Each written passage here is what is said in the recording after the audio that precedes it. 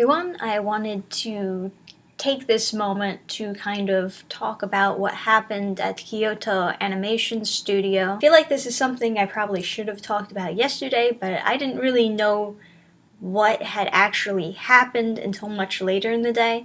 I heard about some tweets that were pretty vague, and all I knew was, okay, something's happening with Kyoto Animation. Maybe they're going out of business. Maybe they're doing a lot of layoffs. I thought it was something business related. It never crossed my mind that there was actually a tragedy that happened there. Because, it's still setting in my mind to this point, because who the fuck attacks an animation studio? I'm running through scenarios in my head like, does he work for Disney? Is he a 3D beauty, 2D pig type of guy? And as of now, there are no real motives that police have come out with and said, but I know that there's a lot of rumors going around, and the top rumor is that he was a light novelist who believed his idea had been stolen from the animation studio.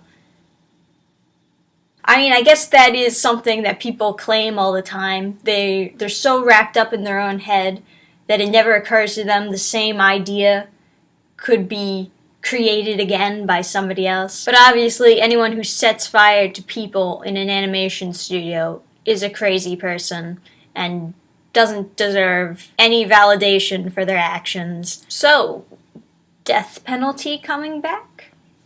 Maybe we can go a little bit medieval? Yeah? What's also frustrating about the whole scenario is that a lot of work had been lost in Kyoto. So whenever they do eventually get back to work, they're gonna have to restart a lot of stuff. And I can't even imagine the anxiety that comes with that. I'm already anxious enough when I'm doing my work, but going through a tragedy and then having to come back to work and restart everything, obviously they deserve a lot of time off to cope with this situation and, mourn loved ones. 33 people are going to have to be buried later on. And of course, fans have been expressing their support. You know that Sentai Filmworks has already set up a GoFundMe, which is going to the people affected by this attack. They're advertising it on their website, trying to make sure everyone donates. Even if you only have $1 to give, that makes so much more of a difference. And I don't believe that this money is going to go towards rebuilding the studio or anything. Naturally, I believe they have insurance that'll cover that. This is specifically going to the people affected, at least from what I understand. But I know that there are also some other people who are not into the GoFundMe idea, so instead they're sharing their support